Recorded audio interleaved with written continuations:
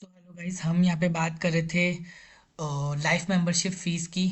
अपना जो ये एनपीयू का जो लेक्चर्स का सीरीज चल रहा है, ठीक है। लाइफ मेंबरशिप फीस की बात कर रहे थे। वो वीडियो एक्चुअली क्या है कि रुक गया था बीच में ही 15 मिनट्स होने के बाद में, ठीक है। तो यहाँ तक की मैंने थर्ड पॉइंट तक की बात कर ली थी कि an amount calculated add according to the age, की जो भी लाइफ मेंबरशिप अगर लमसम मिल रही है आपको सब्सक्रिप्शन, तो मेंबर की एवरेज लाइफ के अकॉर्डिंग अमाउंट निकाल लो, उसको इनकम एक्सपेंडिचर अकाउंट में क्रेडिट करते रहो हर साल। ये भी एक ऑप्शन है। तो इन तीन ऑप्शन में से आप कुछ भी ऑप्शन फॉलो कर सकते हो, जो भी आपको लमसम सब्सक्रिप्शन मिलता है उसके लिए, ठीक है।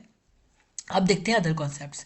Treatment of important items in not for profit organisation. Donation, दोस्तों डोनेशन आपको पता है कि अगर आपको स्पेसिफिक पर्पस के लिए डोनेशन मिल रहा है तो उसको क्या करते हैं हम।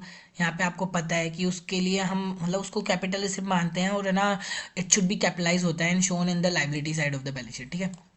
और जो जनरल डोनेशन होता है वो आपको पता ही है, इनकम एंड एक्सपेंडिचर अकाउंट में जाता है, ठीक है। डोनेशन होता क्या है, गिफ्ट हो सकता है, कैश हो सकता है और काइंड हो सकता है, ठीक है।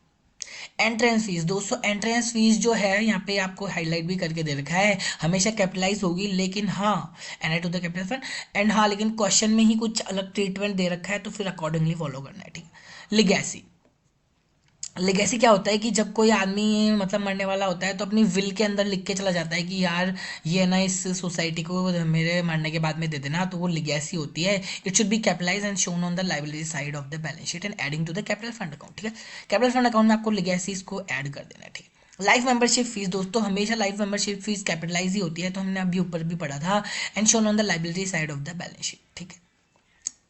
एंडाउमेंट फंड डोनेशन, दोस्तों एंडाउमेंट फंड डोनेशन के अंदर क्या होता है, it is a donation received and only income from that donation is used for the certain specific purposes. In such income relating to specific fund is added to this fund. आपको पता ही है कि जो भी हमारे फंड होते हैं हम उनको लाइबिलिटी साइड में दिखाते हैं, ठीक है। जो भी मतलब स्पेसिफिक पर्पस के लिए जो भी फंड बनाए जाते हैं, तो एंडाउमेंट फंड में भी वैसा ही है। जो भी ये इसको लाइबिलिटी साइड में दिखा जाएगा, उससे जो भी कुछ भी इनकम अगर जनरेट होती है तो उसको क्या करो, उसी फंड के अंदर ऐड कर दो, ठीक है।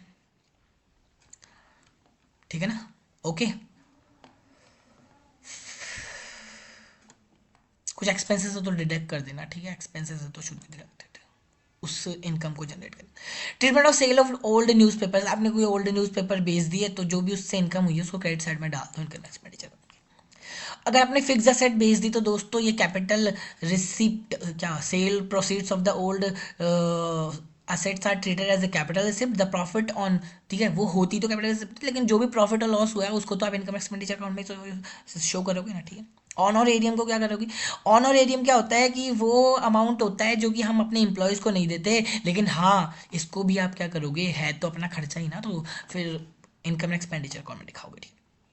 अब उसके बाद में लास्ट अपना टॉपिक बचा है बस, preparation of the balance sheet. उसके बाद मेरी चैप्टर खत्म है, इसके सारे कंसेप्ट खत्म हो चुके हैं दोस्तों। अब बैलेंस शीट की प्रिपरेशन के लिए यार अब इसके अंदर क्या ही बताऊं मैं। फिर आपके यहाँ पे बोल रहा है ओपनिंग बैलेंस शीट बनानी पड़ेगी, बैलेंस शीट बनानी है आपको, तो सबसे पहले आपको क्या चाहिए, उसके अंदर आपको ओपनिंग कैपिटल फंड चाहिए, क्योंकि कभी कभी क्या होता है कि आपका है ना ओपनिंग कैपिटल जो फंड होता है ना वो दे नहीं रखा होता है, तो आपको ओपनिंग जो भी ओपनिंग बैलेंसेस दे रखे हैं उनको यूज़ कर लेना, असेट की साइड में लिख देना, लाइबिलिटी की साइड में लिख देना, और फिर असेट में से आउटसाइड लाइबिलिटीज लेस कर देना, तो आपके ओपनिंग कैपिटल फंड आ जाएगा, ठीक है। कैश एंड बैंक बैलेंस, अब यार closing cash and bank balances are as disclose in receipts and shown. जो भी क्लोजिंग बैलेंसेस होते हैं ना वो आपको यहाँ पे क्या बैलेंस शीट में शो करने हैं। फिक्स एसेट्स के अंदर भी वही है यार, ओपनिंग बैलेंसेस होते हैं फर्नीचर इसका, लेकिन हाँ कुछ इंक्रीज और डिक्रीज हो सकता है, कैसे परचेज कर लिया या फिर सेल कर दिया उससे। लाइबिलिटी क्या होती है, ओपनिंग लाइबिलिटी और should be adjusted for any increase और decrease at the same day. तो दोस्तों यही है बस, खाली बैलेंस शीट आपको बनाना आता ही है अपने को, तो वही है preparation of the balance sheet, simple सा। तो दोस्तों ये लेक्चर्स यहाँ पे एनपीओ के लेक्चर के पूरे कंसेप्ट हो चुके हैं। अब इसके अंदर चैप्टर में कुछ भी नहीं बचा है, मैंने पूरा ढंग से समझा दिया है। तो अगर आपको इसके अंदर और भी कुछ चाहिए कि कोई क्वेश्चन नहीं समझ में आ रहा या फिर कुछ भी नहीं आ रहा, तो उसके लिए आप कमेंट कर दीजिए मुझे कि हाँ इस क्वेश्चन का वीडियो डाल दो, तो मैं उसका वीडियो भी डाल दूंगा। तो ठीक है, ओके।